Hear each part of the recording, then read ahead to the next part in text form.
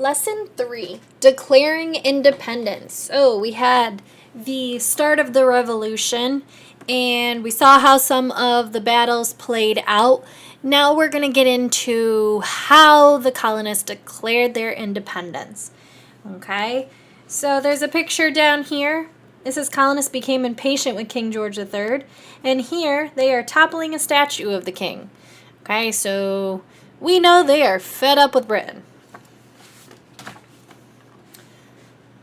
When delegates from the First Continental Congress sent the Declaration of Rights to King George III, they agreed that they would meet again if the king rejected it. In May 1775, not only had the king rejected the declaration, but a war had begun between the colonies and Great Britain. When the Second Continental Congress met, it had difficult decisions to make. The Second Continental Congress. As British soldiers moved into Boston, the Second Continental Congress met in Philadelphia to decide what to do now that the colonies were at war with Great Britain. They decided to create a Continental Army. George Washington would be commander-in-chief. The Congress also decided to print money to pay for the military and their supplies. The Congress had become a government. Many delegates had not thought about declaring independence or freedom from Great Britain. Those who did, included John Adams, were considered extreme.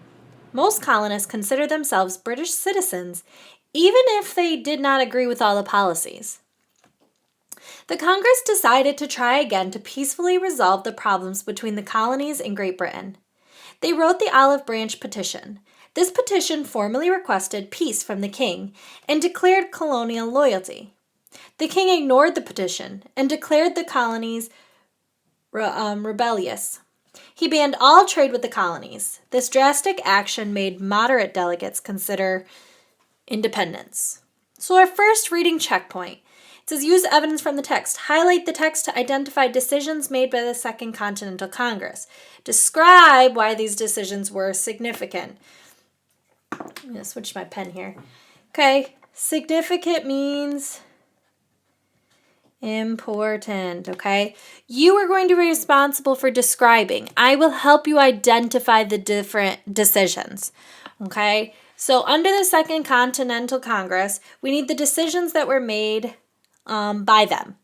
So if we're looking through, we're going to look for keywords here, like the word decided. They decided to create a Continental Army, okay? That is a decision right there.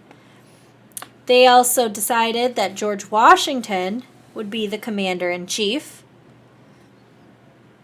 Oh, there's that word decided again. Decided to print money to pay for the military. All right.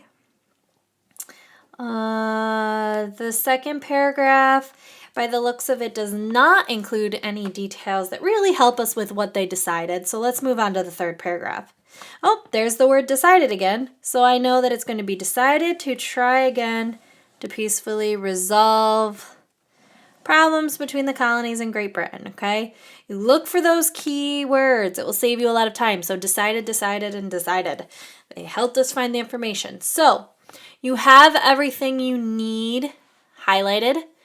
So what you're going to do is describe why those decisions were important. Okay, so what did they try to do? All right, so take a moment to pause the video, fill that in. If you did already, then you may move on.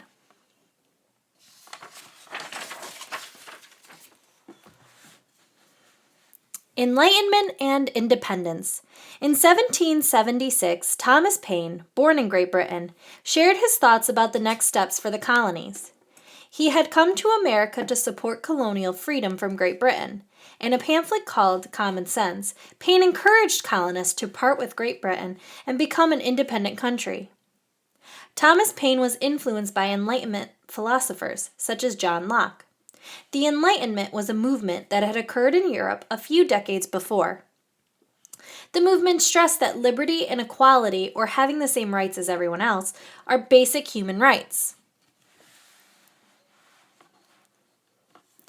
Paine's persuasive argument convinced colonists and delegates alike that the time had come for independence. The idea that the king had denied colonists their basic rights was becoming popular. Paine argued that America needed to break free from a government that violated the natural rights of its citizens. Paine declared, "We have it in our power to begin the world over again. The birthday of a new world is at hand." Paine also argued for the colonies to unite under a system of representative government. More than 200,000 copies of Common Sense sold within its first few months of publication. So that right there gives you insight into how popular his book actually was, okay? 200,000 copies in just the first few months. All right, cause and effect, or reading checkpoint 2. Analyze and explain how the writings of John Locke affected the colonists. Okay, so you need to go back into the text and see what Locke stated. Okay, you are first going to find the mention of John Locke right here in paragraph 2. Okay, and this is going to give you some of your information. Okay, so again, pause the video, take a few minutes to complete this. Complete sentences, please. And when you are finished, you may move on. Drafting the Declaration of Independence. By May 1776, 8 of the colonies supported the decision to declare independence from Great Britain. Before making their plans known to Parliament, delegates wanted to have a written document formally declaring independence. A committee of 5, which included Thomas Jefferson, John Adams, Benjamin Franklin, Roger Sherman, and Robert Livingston, set out to write the document. The committee asked Jefferson to write a draft of the Declaration of Independence. Like Paine, Jefferson was influenced by Locke. While writing the Declaration, he used a phrase inspired by Locke: life, liberty, and pursuit of happiness. Once Jefferson completed his draft, Franklin and Adams suggested changes. Then they submitted the document to Congress for approval. Soon after, Congress voted on and officially declared independence on July 4th, 1776. The delegates put themselves in danger by taking these actions. By declaring independence, they were vulnerable to accusations of treason or attempting to overthrow one's government. Okay, July 4th, 1776. Still important today, isn't it? Okay, that is when we celebrate the 4th of July, Independence Day. Okay. Reading checkpoint 3, describe at least 2 points that you think were included in the Declaration of Independence. This is an opinion question. What do you think they would include in the Declaration of Independence, okay? What did the colonies want to do? What did they decide to do? Okay, that is going to be what should be included in your 2 points. All right. So this ends part 1 of lesson 3.